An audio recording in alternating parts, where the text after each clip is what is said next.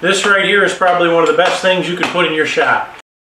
Now, I don't know about you, but I'm always looking for ways to make my shop more efficient. And this little gadget right here is top notch. So I highly encourage you to stick around to the end and see how easy and how great these things work. As we go along, I'm going to throw some key points at you to make your life easier if you decide to make some of these things.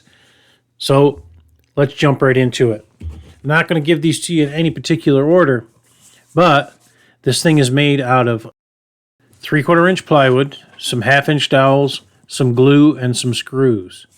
If you're going to use solid wood, you're going to have to pay attention to the grain direction. Otherwise, these things won't hold up against the wall when you put them on the wall. Also, these files for these things, if you want to cut them out on your CNC, are going to be on my website, Hinkleshop.com, but you certainly don't need a CNC to cut these things out. It's a very basic shape. You can cut them out with a saw, circular saw, not a circular saw. You could cut them out with a bandsaw and drill out the holes, easily done on a drill press or even with a hand drill. Now, when you're putting these things together and you're gluing them up, you're going to use the dowels for alignment to hold the sides together. You'll see me doing that here in just a little bit. You're going to want to make a back cleat along the wall for adjustment. Now, you could screw these things directly to the wall, but that would limit adjustability. Don't know if you caught that. I nicked that screw, and I just nicked that one. So I'm going to move this thing over a little bit. I'm going to change the origin about that much so that I know when this comes around here like this, it's nowhere near going to hit that. I misspoke there a little bit. I'm not actually changing the origin. I'm leaving the origin where it is, and I'm going to slide the board over 1/4 inch.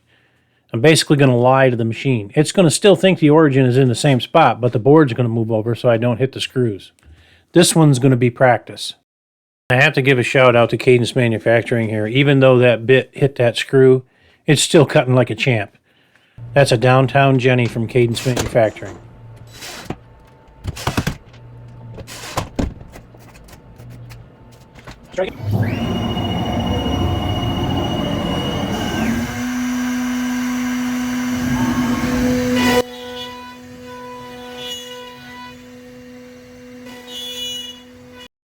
And by that I mean you wouldn't be able to slide the clamps together and spread them back apart for wider stuff later.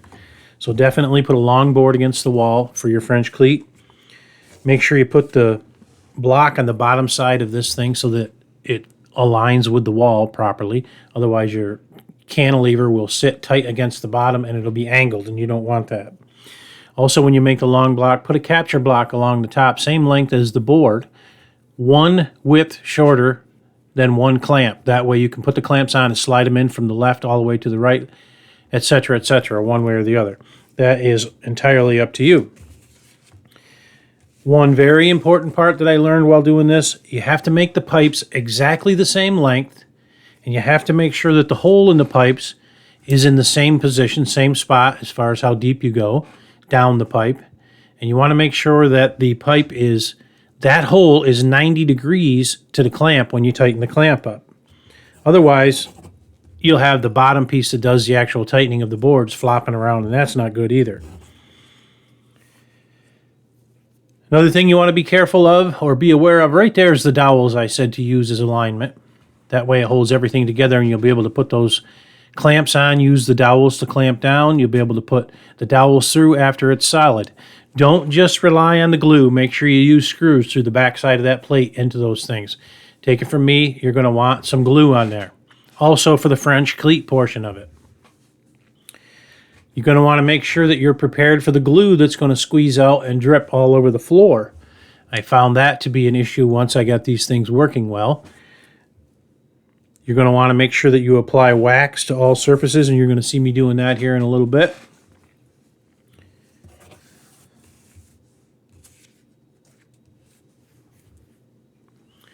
And you know, talking about adjustability, if you feel that you want to make 4, 5, 6 of these things at an equidistant apart and then screw them directly to the wall, you can certainly do that as well.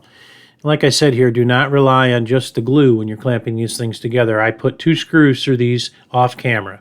What I'm doing there is taking some of the sand off the sandpaper to make it bite in, kind of like you do if you use salt. I don't use salt on my projects. I use that sand trick It holds everything in alignment when you're squeezing it down. Works very well.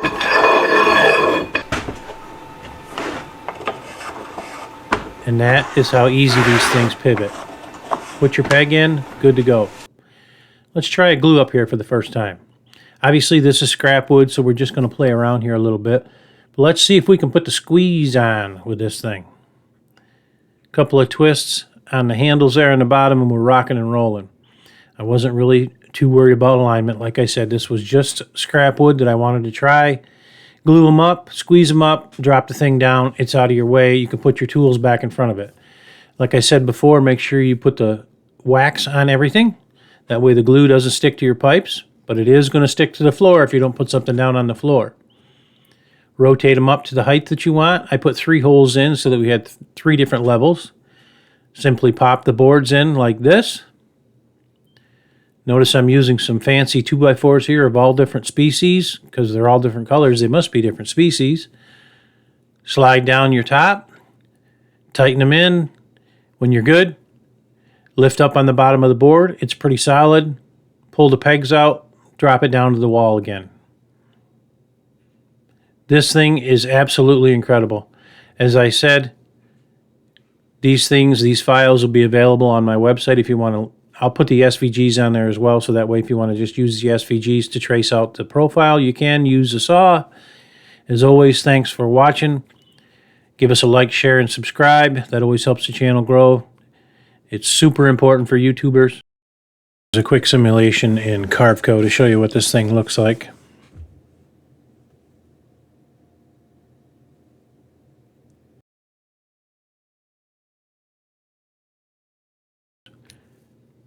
And here's what it looks like when you just have to get the shot. Thanks for watching, everybody, and I'll catch you on the next one. Tight fit, but he makes it.